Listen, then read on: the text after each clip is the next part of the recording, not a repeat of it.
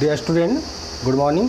आज की कक्षा में हम लोग भौतिक विज्ञान के अंतर्गत अपवर्तन संबंधी महत्वपूर्ण प्रश्नों को हल करना सीखेंगे। ध्यान दें, यहाँ पर किसी प्रकार का डाउट कन्फ्यूजन क्रिएट हो तो कमेंट बॉक्स में कमेंट जरूर करें।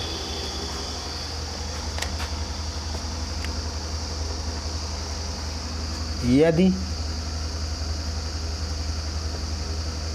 कांच के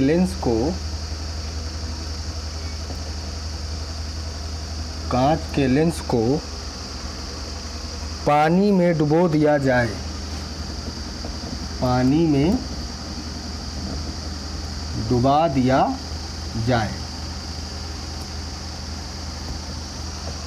दिया जाए तो लेंस की फोकस दूरी एवं प्रकट पर क्या प्रभाव पड़ेगा। तो लेंस की फोकस दूरी और प्रकृति में क्या प्रभाव पड़ेगा। प्रश्नवाचक चिन्ह दिया है कांच का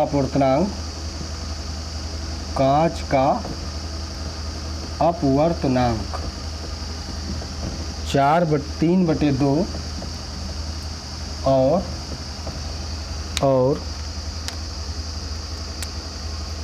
जल का अपवर्तनांक 4/3 और जल का अपवर्तनांक 4/3। ये क्वेश्चन इम्तिहान की दृष्टि में बहुत ही महत्वपूर्ण क्वेश्चन है। जैसा कि इसमें दिया हुआ है, कांच के लेंस को पानी में डुबो दिया जाए तो लेंस की फोकस दूरी पर क्या प्रभाव पड़ेगा। कांच का अपवर्तनांक 3/2, तो वायु के सापेक्ष कांच का अपवर्तनांक 3/2 और जल का अपवर्तनांक वायु के सापेक्ष जल का अपवर्तनांक 4/3। डियर स्टूडेंट, फर्स्ट टाइम आपकी फोकस दूरी क्या होती है, तो लिखते हैं माना लेंस की फोकस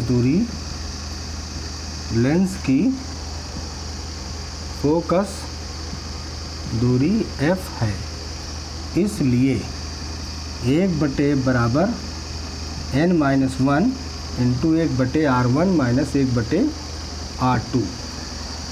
कांच के लेंस को पानी में डुबो दिया जाए तो यहाँ पर 1/f बराबर n की जगह पर हम लिखेंगे ANG, मतलब कि 3/2 माइनस का 1, 1/r1 - 1/r2। तो 1/f इक्वल क्या हो जाएगा, 2, 3 में से 2 जाएगा 1/2 और ये आपको हो गया r1 माइनस का 1/r2, इक्वेशन नंबर 1। अब यहाँ पर डियर स्टूडेंट, इस कांच को कहाँ डुबोया जा रहा है, पानी में डुबोया जा रहा है। तो पुनः जल में डुबोने पर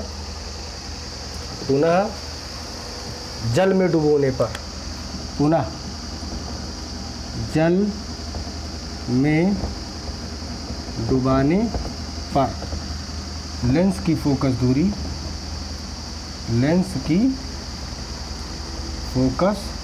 दूरी माना f' है। इसलिए अब इसको हम क्या लिखते हैं,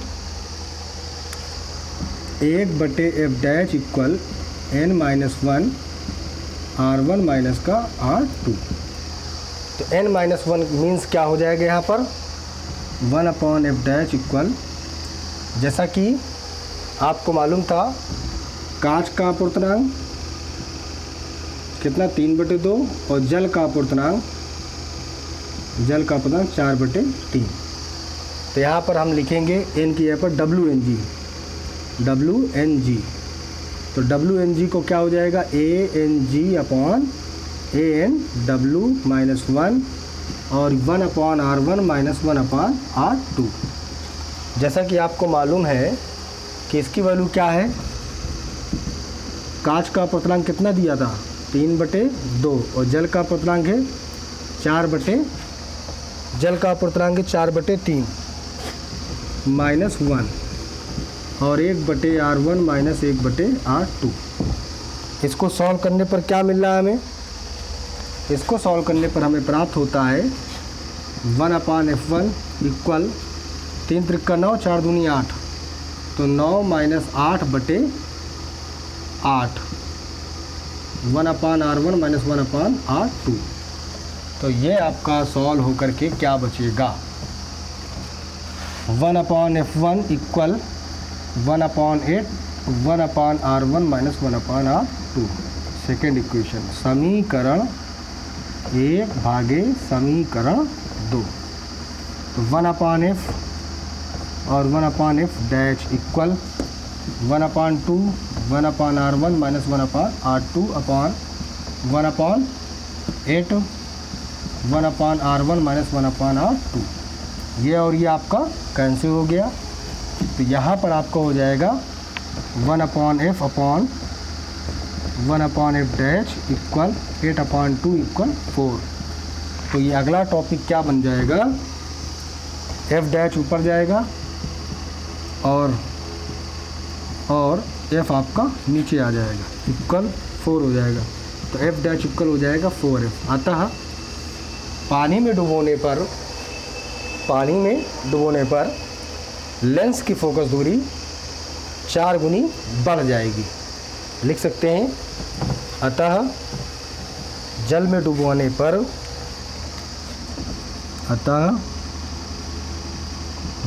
डुबाने पर लेंस की फोकस दूरी 4 गुनी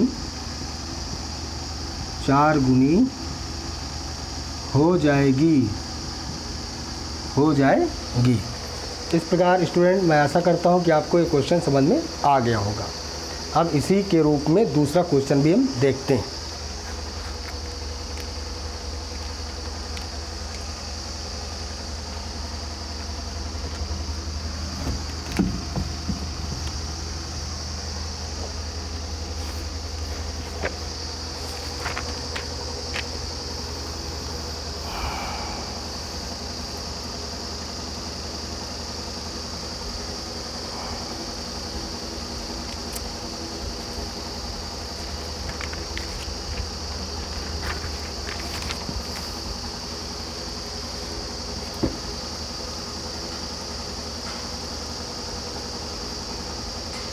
यहाँ पर एक क्वेश्चन है, कांच के 4 सेंटीमीटर व्यास के एक ठोस गोले के भीतर वायु का बुलबुला गोले के पृष्ठ से व्यास के अनुदिश 1 सेंटीमीटर की दूरी पर दिखाई देता है। तो गोले के भीतर बुलबुले की वास्तविक स्थिति हमको ज्ञात करनी है। तो लिखेंगे,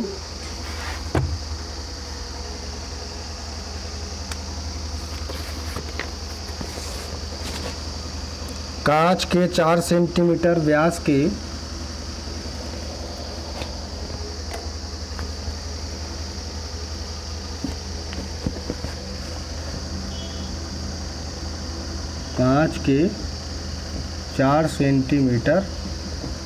व्यास के एक ठोस गोले के भीतर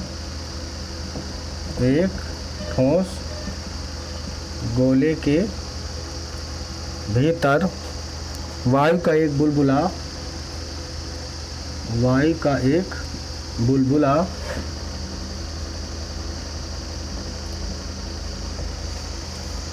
गोले के पृष्ठ से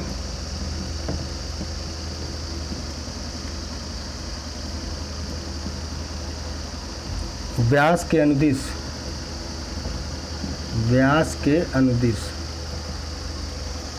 1 सेंटीमीटर की दूरी पर दिखाई पड़ता है।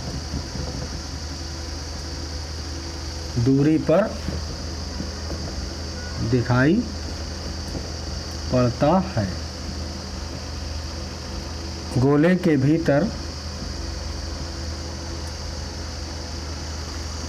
बुलबुले की वास्तविक स्थिति ज्ञात करो। बुलबुले की वास्तविक स्थिति ज्ञात करो। दिया है कांच का अपवर्तनांक कांच का अपवर्तनांक 1.5 है। डियर स्टूडेंट, ये क्वेश्चन भी इम्तिहान की दृष्टि से बेहद ही इम्पोर्टेंट है। तो यहाँ पर ये क्वेश्चन जो है, कांच के 4 सेंटीमीटर व्यास के ठोस गोले के भीतर वायु का बुलबुला गोले के पृष्ठ से 1 सेंटीमीटर की दूरी पर रखा हुआ है। तो गोले के भीतर बुलबुले की वास्तविक स्थिति हमको ज्ञात करनी है। यहाँ पर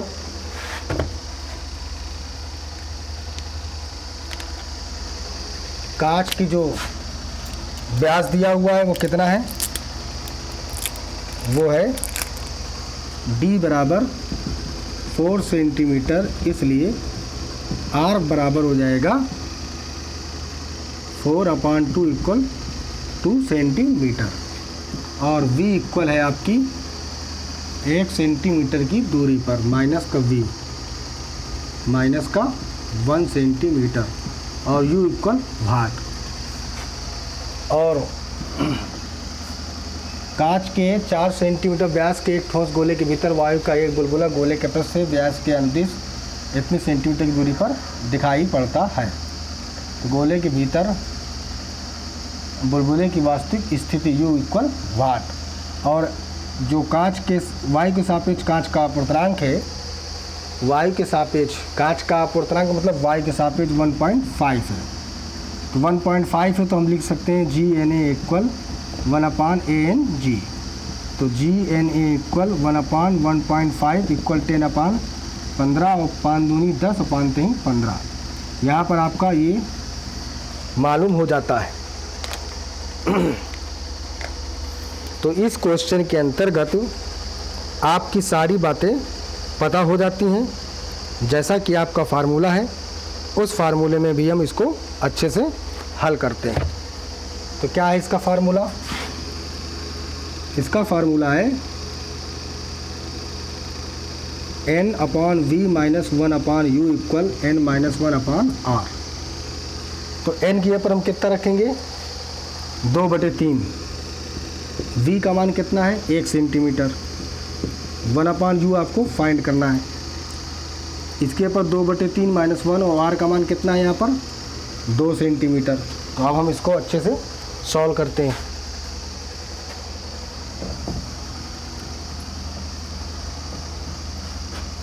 अब हम इसको अच्छे से सॉल्व करते हैं। तो सॉल्व करने पर हमको क्या प्राप्त होता है, 2/3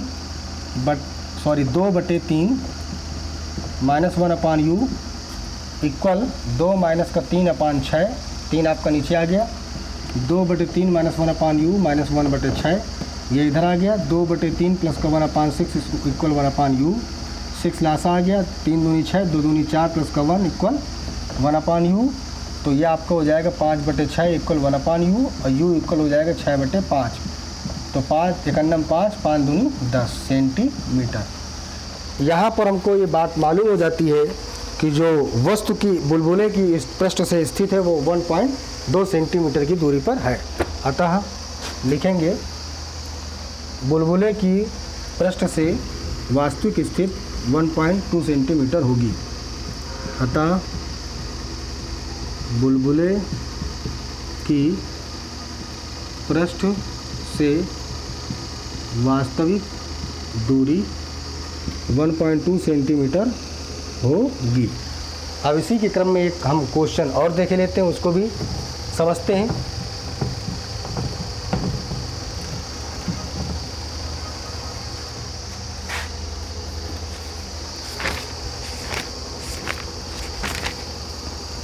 हमारा एक क्वेश्चन है 20 सेंटीमीटर फोकस दूरी के 2 उत्तल लेंसों को संपर्क में रखकर एक युग्म लेंस बनाया गया है। इसकी फोकस दूरी हमको ज्ञात करनी है। 20 सेंटीमीटर फोकस दूरी के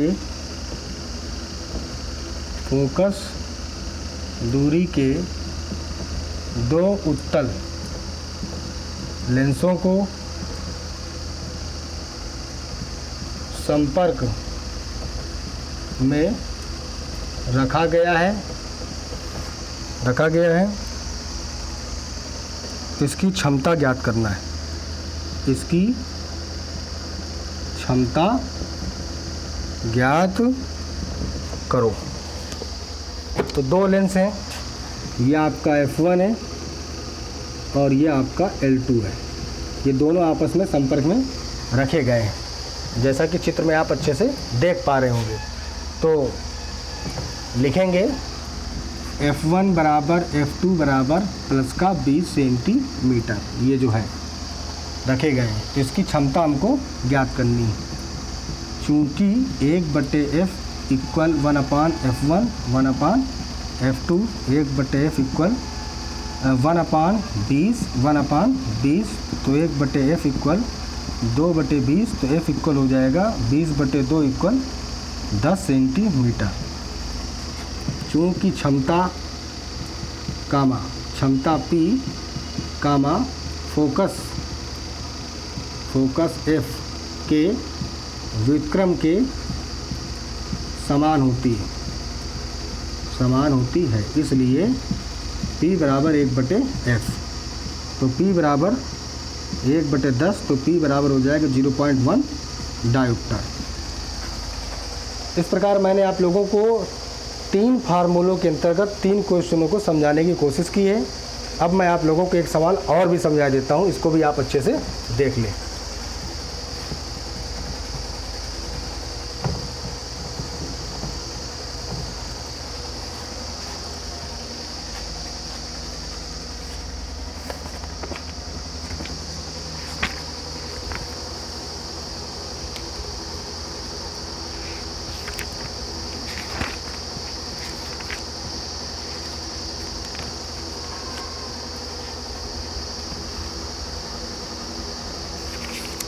बारह सेंटीमीटर फोकस दूरी के एक उत्तल लेंस को 36 सेंटीमीटर फोकस दूरी के एक अवतल लेंस के संपर्क में रखा गया है।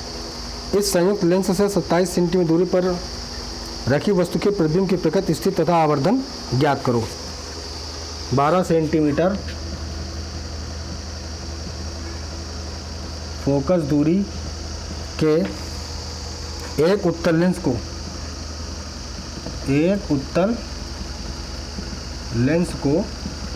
36 सेंटीमीटर के अवतल लेंस के संपर्क में रखा गया है।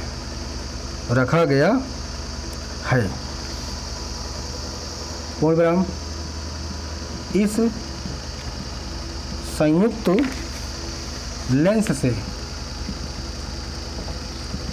27 सेंटीमीटर की दूरी पर रखी वस्तु के प्रतिबिंब की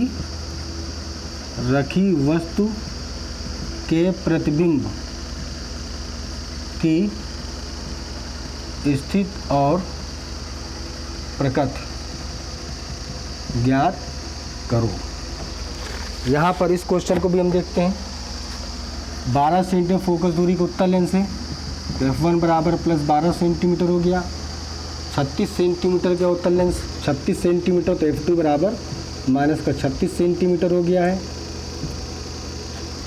अब इन दोनों लेंसों की टोटल फोकस दूरी क्या होती है, तो हम इसको लिखते हैं 1/F बराबर 1/F1 प्लस 1/F2। 1/F बराबर 1/12 प्लस माइनस का 1/36। F बराबर 1/12 माइनस का 36। तो ये आपको हो जाएगा 1/F इक्वल, इसका एलसीएम आया 36, तो 12 3 36 माइनस का 1। F बराबर 2/36। 1/F बराबर होगी 1/18, तो यानी आपको हो जाएगा F इक्वल 18 सेंटीमीटर। तो दोनों लेंसों की संयुक्त फोकस दूरी 18 सेंटीमीटर होती है। तो यहाँ पर हम लिखते हैं, अतः दोनों लेंसों की संयुक्त फोकस दूरी 18 सेंटीमीटर होगी, जो उत्तल लेंस की भांति व्यवहार करेगा, क्योंकि यहाँ पर फोकस दूरी आपकी धनात्मक है। अब इस लेंस के सामने 27 सेंटीमीटर की दूरी पर वस्तु रखी है, तो हमको इसकी प्रतिबिंब की स्थिति ज्ञात करनी है। पुनः 27 सेंटीमीटर की दूरी पर रखी वस्तु के प्रतिबिंब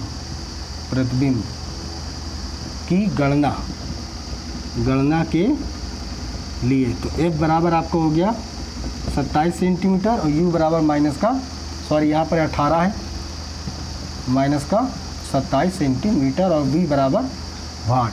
तो 1/F equal 1/V minus 1/U। यहाँ पर हमने रख दिया 18, V आपको फाइंड करना है, यह आपका माइनस का U का मान हो गया है 27।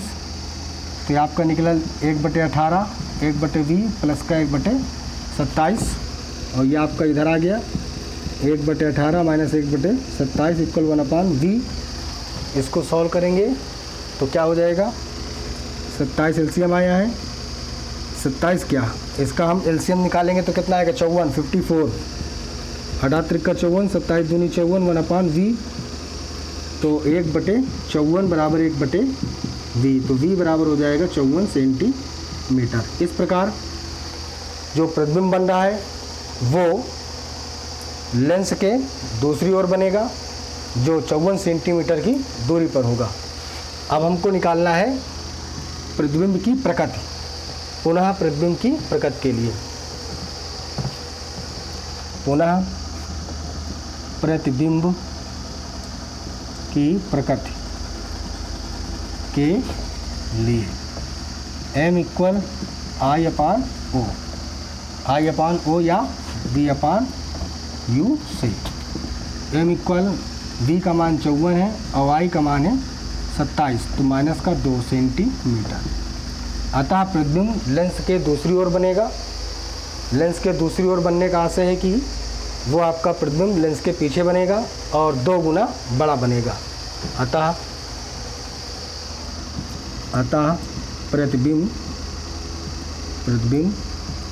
2 गुना बड़ा होगा जो वस्तु के दूसरी ओर होगा, वस्तु के दूसरी ओर होगा। ये है आपका इस क्वेश्चन का आंसर। डियर स्टूडेंट, आज की कक्षा में मैंने आप लोगों को अपवर्तन संबंधी 4 भिन्न भिन्न फार्मूलों के अंतर्गत क्वेश्चनों को सॉल्व करके दिखाया है। मैं आशा करता हूं कि आप लोगों को किसी प्रकार का डाउट कन्फ्यूजन नहीं होगा। फिर भी यदि है तो आप कमेंट बॉक्स में कमेंट ज़रूर करें। धन्यवाद बच्चों।